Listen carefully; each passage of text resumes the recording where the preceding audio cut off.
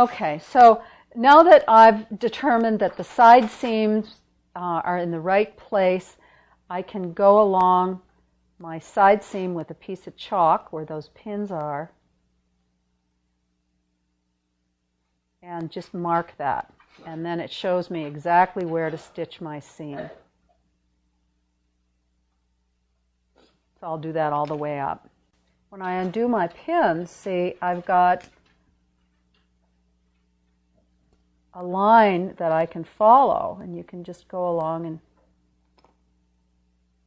and this is true on any alteration you make.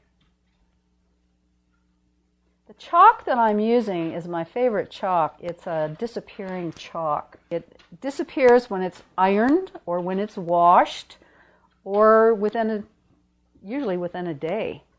So you can mark on the right side of your fabric.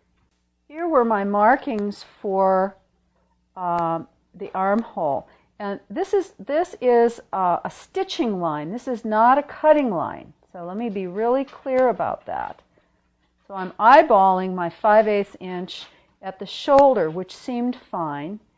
And I'm going to mark where these pins are. And then I'm going to clean that line up. So I'm very, very careful. So here I'm coming back to the 5/8 line.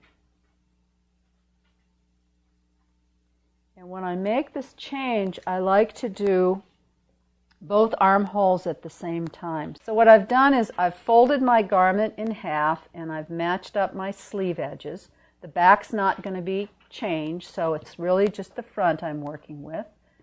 So I'm going to pin everything together so that all the edges line up, so I can trim both of these at the same time so they'll both be exactly the same. And I might put a pin, see, out here in the body of the garment, and then that'll hold things so I can work with it. So then I would take my French curve, and you can really see how this curve is designed to be used. And I'll take my chalk and really clean up that line.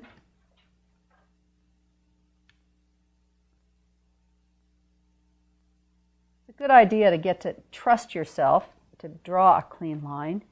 And then I use this little gizmo all the time because there's my 5/8. I can just line it right along that edge. One of the things nobody ever tells you in sewing is to develop a good eye and a good hand. I didn't get to be so proficient with a rotary cutter overnight. But I find with practice, I've gotten better and better. So now I am free-handing, but carefully trimming that away. Just that little bit really is going to make a great difference in the way this garment fits me. So now I can go ahead and set the sleeve. And then if you'll remember, I wanted to lower the neck a little bit. So I'm going to do the same thing on the neckline.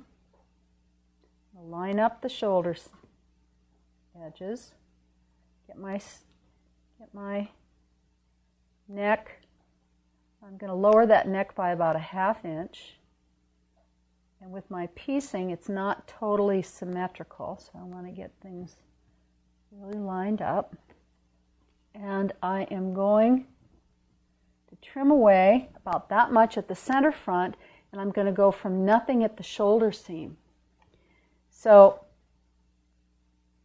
what I'll do is I'll freehand it first, and then I can go ahead and position my curve and use the curve to cut it. Here's a pattern making trick, and that is right along the fold, I want this to be lined up at a right edge so that my cut here is straight into the edge. Otherwise you get a little peak or a little valley. I can go in and I can cut that right angle right now that I've got it. If you feel comfortable, you can position your French curve and cut along the French curve. I just feel better doing it freehand. There, so now I've got a new neckline to work with.